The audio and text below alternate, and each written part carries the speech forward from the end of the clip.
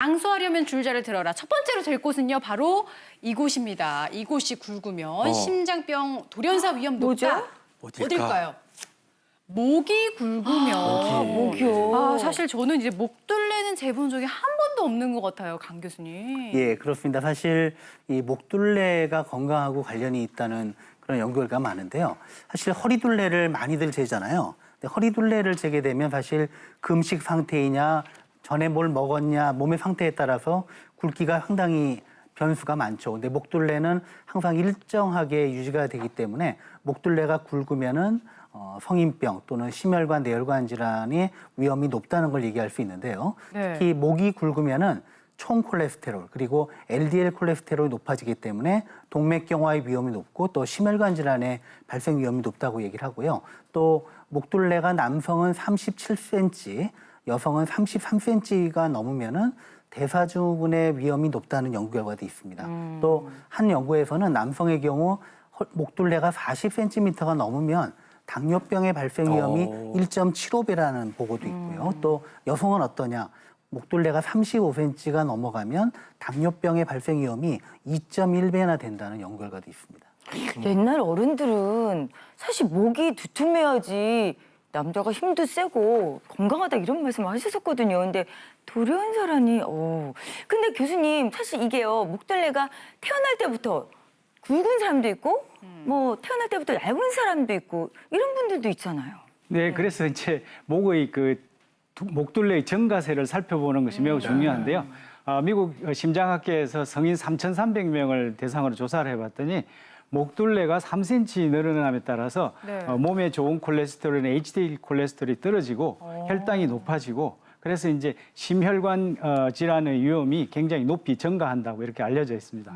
그래서 이제 목둘레라는 것이 이제 목이 이렇게 두꺼워진다 이런 것들이 보면 이제 목의 피하 지방하고 목의 인후두부 사이에 지방이 쌓이면서 목둘레가 이렇게 늘어나는 것이거든요. 그래서 이 목이 두터워지면서 이제 이런 분들이 이제 수면 중 무호흡증하고 굉장히 밀접한 관계가 있어요. 그래서 실제로 이제 조사를 해보면 목둘레가 38cm 이상인데 코를 골고 주무신다. 그러면 이제 수면 중 무호흡증일 가능성이 매우 높습니다. 이런 분들은 호흡 곤란이라든지 산소 포화도가 떨어지면서 뇌 건강에 굉장히 안 좋아지고요. 그리고 심하면 이제 주무시다가 돌연사하는 이런 경우도 생기게 되는 것이죠. 네. 사실 근데 목둘레를 와이셔츠 맞출 때나 양복 맞출 때는 한번 재봤지 스스로 재본 적은 없는데 어디를 어떻게 재야 될지 교수님 한번 앞에 나오셔서 실제 한번 보여주세요. 네, 한번 예. 배워볼까요? 김혜연 씨가 한번 같이 한번 재볼게요. 여기서 재보실까요? 예.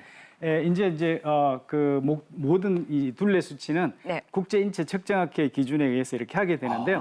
네. 맨 먼저 하실 거는 이제 정면을 바라보고 서서 호흡을 편안하게 한 상태에서 눈하고 귀의 이 선이 지면하고 일직선이 되게끔 이렇게 수평이 되게끔 하셔야 됩니다. 이렇게 높인다든지 낮춘다든지 하시면 안 되고 수평으로 한 상태에서 목의 길이 방향을 이렇게 둘레를 재게 돼 있는데요. 꼭 지나가야 될 곳이 이 목젖입니다. 목젖이 지나가야 되는데요. 제가 한번 재보겠습니다. 왜 이렇게 긴장이 되죠?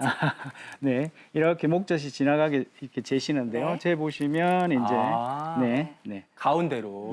이게 거꾸로 되어 있네요. 네네. 죄송합니다. 거꾸로 되어 있는데 32 정도 되어 있습니다. 그래서 이제 우리가 사람마다 물론 이제 체질이나 체형이나 나이에 따라서 둘레는 다 다릅니다. 그런데 이제 저희가 우리나라에서 기준으로 보면 이제 남자들이 이제 36.3cm, 여자들은 32.3cm 이렇게 정도 됩니다. 그런데 아까 이제 강 교수님도 말씀드렸지만 이게 37cm가 넘어가고 33cm가 안 넘어가야 되는 것은 이 각종 이제 대사증후군, 고혈압, 당뇨, 비만 같은 대사증후군이 걸릴 확률이 높기 때문에 좋고요. 지금 이제 32.5cm가 좀 넘어간 거예요? 예, 아주 정상적인 범위에 들어있다고. 정상인 거죠? 네, 아유, 정상입니다. 네, 그럼 교수님 한 번 이제 굵어진 목둘레를 줄일 수도 있는 건가요? 네, 이제 줄이는 방법들이 여러 가지가 있는데요. 대부분 이제 목둘레이기 때문에 있죠. 주로 목을 스트레칭을 시켜주고 또 이제 체지방이기 때문에 전신에 이제 그 탄력 운동 같은 걸 해주게 되고요. 그리고 이제 유산소 운동을 병행해야만 이게 이제 효과가 있게 되는 것입니다. 아하, 그래서 네. 목둘레는 근데 불행하게도 이게 목만을 위한 운동기구가 많지 않기 때문에 목의 방향별로 이렇게 스트레칭을 시켜주신다든지요. 스트레칭. 네, 이렇게 해주시고 이렇게 해주신다든지 아니면 이제 수건이라든지 또 아니면 이제 그 밴드 같은 걸 가지고 이용해서 하시면 되고요. 저항 운동은 반대로 힘주기 같은 게 좋습니다. 이렇게 네. 반대로 목이 이제 움직이지 않게끔 반대로 힘을 주고 버텨주는 서로 네네 반대로 손을 힘을 주고 이렇게, 유지하고 예, 네. 예. 그런 운동을 많이 해주시면 저항 운동으로 좋습니다. 그래서 타고난 태생이 원래 그래도 줄일 수 있다는 얘기죠? 네 그렇습니다. 그렇군요. 그럼 본격적으로 목 근육 풀어주고 네. 목 또 둘레 줄여주는 스트레칭 예. 박대원 트레이너님 앞으로 모시고 배워보도록 할게요. 앞으로 모시겠습니다. 자, 목에는 어떤 운동이 좋을까요? 의자가 준비되어 있는데요. 네, 오늘 첫 번째로 보여드릴 운동은 네. 그 집에서 틈틈이 따라해 주시면 목 스트레칭 할 수 있는 동작을 준비해봤습니다. 앉아서 따라해 주시면 될 거고요. 네. 이 상태에서 한쪽 팔을 엉덩이 밑에 깔아주실게요. 엉덩이 왼쪽을? 밑에 까는 이유는 네. 그냥 이렇게 스트레칭을 하게 되면 아무래도 어깨가 따라 올라가게 되거든요. 아, 네. 짧으신 분들은. 네, 네, 네. 그래서 한쪽을 깔고 하면은 한쪽 어깨가 고정되기 때문에 조금 네, 더 네. 효과적으로 스트레칭을 시키실 수가 있습니다. 처음에는 반대쪽을 보시고요. 반대쪽 보시고 그대로 머리를 잡고 그대로 쭉 당겨주세요.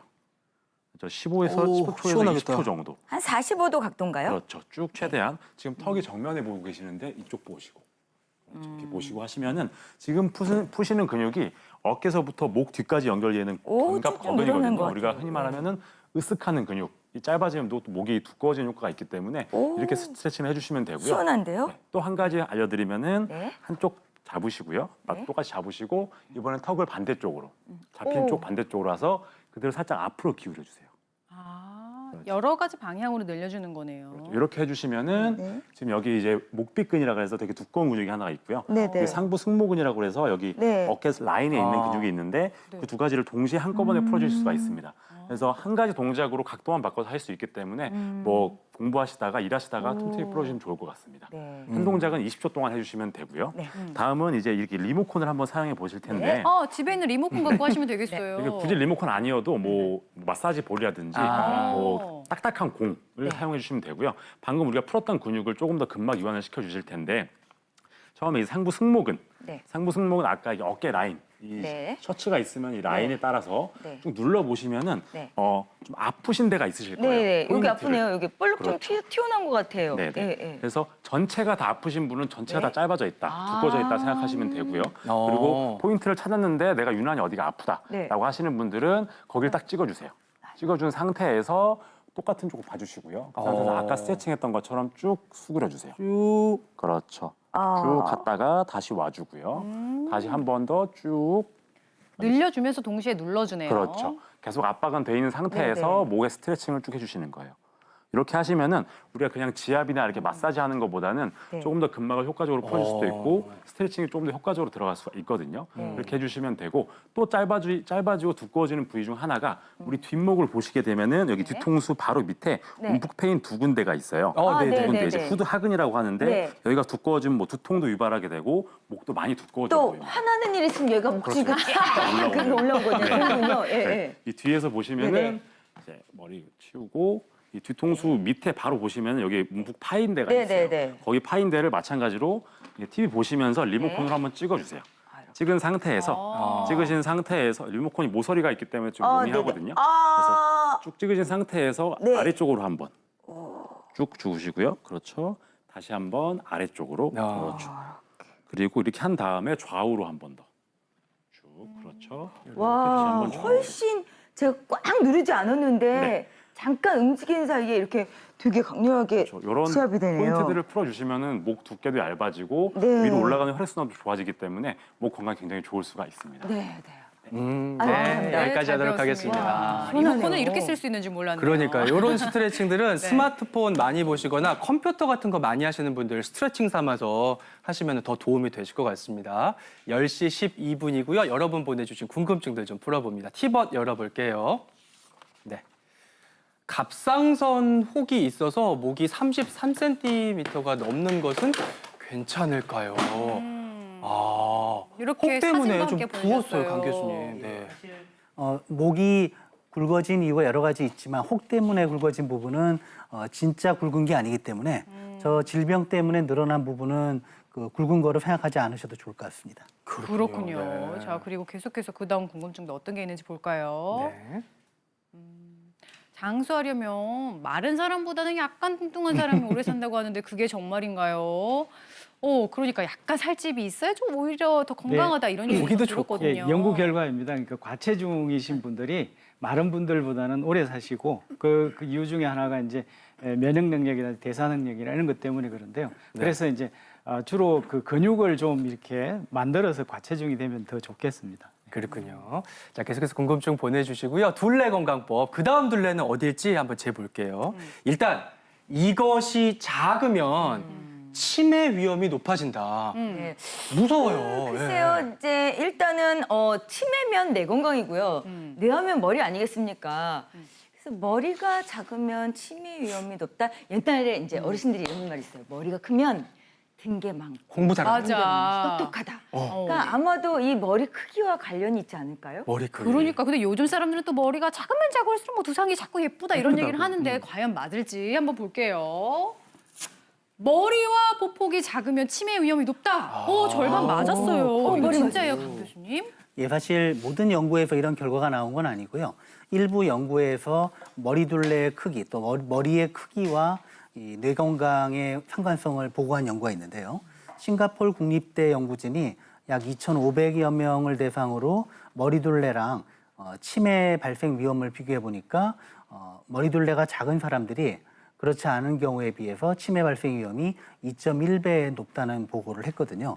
여기서 설명을 하는 것은 이제 어릴 때 6세 이하에서 두뇌 발달이 많이 될 때 충분히 발달이 안 된 사람들이 머리둘레가 작기 때문에 그럴 수 있다라고 설명을 하는데 이 결과는 또 다른 연구에서는 그렇지 않다는 연구도 있습니다. 그렇군요. 사실 남자들은 군대 가보면은 이 철모 사이즈로 내 머리 둘레를 가늠해 보곤 하는데 이게 크다 작다 이게 정확한 의학적 기준이라는 게 있을까요, 교수님? 네, 갑자기 저도 이제 오구 써가지고 돌아갔던 기억이 나는데요.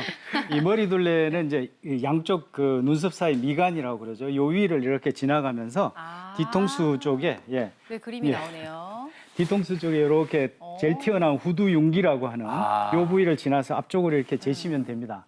그래서 이제 요 머리 둘레가 그러니까 저 뇌 예비력하고 굉장히 밀접한 상관관계가 있고 가장 간단하고 경제적인 방법으로 알려져 있고요. 이게 뭐 수치지만 하여튼 0.5에서 0.8 이제 1 가까이 되는 이런 높은 상관관계, 비례관계를 가지고 있습니다. 그런데 이제 나이가 드시면 이제 뇌 용적은 줄어드는 반면에 뇌 두개골의 크기는 별로 안 줄어들거든요. 그래서 이제 이 뇌 예비력이 굉장히 중요한 의미를 가지고 있는데 뇌 예비력 그러니까 잘 모르신단 말이에요. 그러니까 네네. 이제 우리가 계산한다든지 어디 갈 때 그 뭘 기억하는 능력, 어디 주소를 아는 능력 이런 것들인데요. 이 뇌 예비력이라는 것이 이제 나이가 들어도 노화가 진행됨에 따라서도 이제 그 뇌 건강, 뇌 기능을 유지할 수 있는 그런 능력을 얘기를 하는 건데요. 이게 이제 그 사이즈와 굉장히 상관관계가 있다라는 겁니다. 그래서 그 치매이신 분들은 뇌 예비력이 당연하게 이제 떨어져 있는 유의하게 떨어져 있는 상태를 얘기를 하는데요. 그래서 실제로 이제 연구 결과를 보면 60세 이상의 노인들을 대상으로 해봤는데 이 이제 머리 사이즈가 53cm, 53cm 이하이신 분들은 치매에 걸릴 확률이 굉장히 높다. 이렇게 이제 얘기하고 있습니다. 저는 아침에 사실은 제가 이렇게 와가지고 머리 둘레를 재봤거든요. 근데 이게요, 타고날 때부터 이렇게 머리가 작은 사람들도 있잖아요. 근데 제가 생각하기에는 얼굴이 정말 조망만하고 계란형 이것만 다 좋을 것 같지는 않다라는 생각이 드네요. 이제 말씀을 들어보니까. 근데 이게 제가 지금 아침에 뜬 이 수치가 치매를 뭐 나타내는 정확한 지표는 아닌 거죠, 교수님? 그러니까 절대적인 것은 아닌 게 사실 네네. 두개골 크기가 같더라도 그 안에 실제 뇌의 크기가 다를 수도 있고 또 뇌의 그런 기능적인 부분이 꼭 크기만 좌우되는 건 아니니까 네. 너무 절대적이라고 생각하실 필요는 없고요. 또 하나 중요한 게 바로 보폭입니다. 보폭. 근데 걸음걸이를 할 때 근골격계 이상이 원인이 되기도 하지만 실제 걷는 것을 균형 잡혀서 잘 걷게 하는 데는 뇌 기능이 잘 조정을 하는 게 중요하거든요. 그래서 일본에서 연구를 했습니다. 65세 이상 노인 1000여 명을 대상으로 4년 동안 인지 기능이 변화가 어떻게 되는지를 네. 보폭에 따라서 봤거든요. 네, 보폭이 짧은 사람, 작은 사람, 보통인 사람, 보폭이 긴 사람을 세 그룹으로 나눠서 4년 동안 인지기능 저하를 봤더니 보폭이 적은 사람이 그렇지 않은 경우보다 치매 발생 위험, 인지기능 저하의 위험이 더 높다라는 연구 결과를 보고한 바가 있습니다. 그렇군요. 그러니까